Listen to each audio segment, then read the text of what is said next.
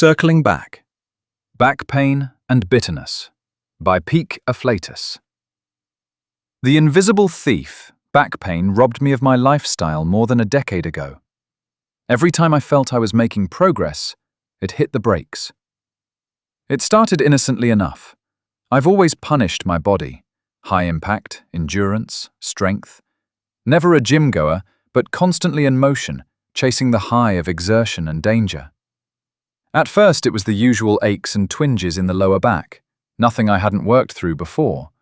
But as the years went on and the intensity increased, I'd find myself locked in place, unable to straighten up after another session on the water. A few days of rest, and I'd be back at it, until the cycle repeated. When it became unmanageable, I went to the doctor. Muscle spasms, they said. I knew muscle spasms. This was something else. Chiropractor, no improvement. Then finally, an MRI. Vindication. A bulging disc. Still, the reassurance. Happens all the time. It'll sort itself out. Years went by. I tried all the things: massage, posture correction, orthotics, acupuncture, diet, medication, meditation. Sitting hurt, walking hurt, living hurt. Then, after a house move, I stumbled out of bed. One leg was dead. I tried to shake it off, but realizing I couldn't bear weight, I was taken to A&E. If you've had nerve pain, you know. It's not like other pain. Hidden, untouchable, immune to standard painkillers. It scorches through you, unrelenting. I was a wreck. In pain, drugged up, barely functioning. When I finally arrived at the surgeon's office, even the receptionist looked worried. I'd had an epidural, but I was still losing. The surgeon tested my reflexes and strength. Another MRI. The bulge at L45 had compressed my spinal cord to a thread. I was prepped for surgery the next day. Any longer, and I could have permanent nerve damage. I woke up from the op crying. Relief. The axe in my back was surgical pain, but the searing nerve fire was gone.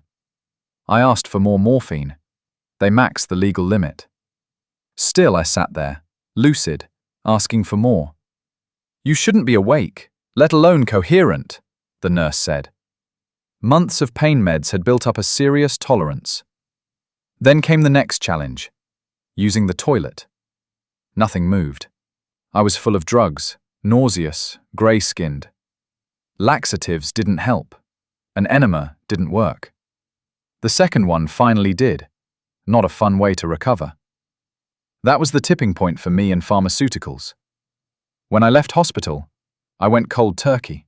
Sweats, chills, aches. I understood those scenes in rehab documentaries. Recovery was deliberate.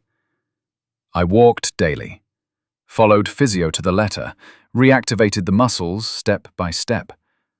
But too much progress brought setbacks.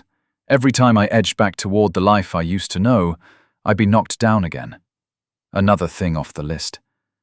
Wakeboarding was a no-brainer, but then snowboarding, surfing, horse riding and running were all off the table. Years passed. I ended up bedbound again. Getting to the bathroom was a struggle. I had to rethink my shouldn'ts versus my can'ts. I couldn't sit comfortably. My old identity of a strong, capable, active person was gone. I tried to redirect that energy into academic interests. Brute force was no longer an option. It's strange, trying to figure out who you are when you can't do the things you love. Then you leave your career, and what's left? I was bitter. I envied people who were content doing nothing. My release valve was gone, slammed shut. I tried to rewire my brain. Pain signals had worn deep grooves. I consumed self-help, shifted toward gentler pursuits. But the depression crept in. What was the point of living if I couldn't be free of pain, or active? I couldn't trust my body anymore. New scans showed degeneration, bone growths, more bulges. I had to walk away from everything I loved. I'd spent a lifetime trying to build good health and honest success. Now, mornings brought only frustration and dread. None of the right things seemed to help. Healthy eating, meditation, supplements, cold therapy, swimming, Pilates, strengthening. What was the use of clean living if I was wrecked anyway? My partner mentioned medical cannabis. So did friends. I was dead against it, not me. I wasn't about to become a stoner. It didn't suit my demeanor. It took another bedridden week to change my mind. I doubt anyone would have believed I was on it. For several years, it was a quiet secret only my partner knew. I hadn't touched it for 6 months before my breakdown. It remains an inner conflict. My family would be devastated if they knew. But it has also brought me closer to them as a result of the introspection it induces. It didn't fix my back, it didn't fix my depression, it may even be doing more harm than good. I'm still not an advocate, but like my antidepressants, it's held me up, allowing me to see things differently. You have been listening to Peak Afflatus.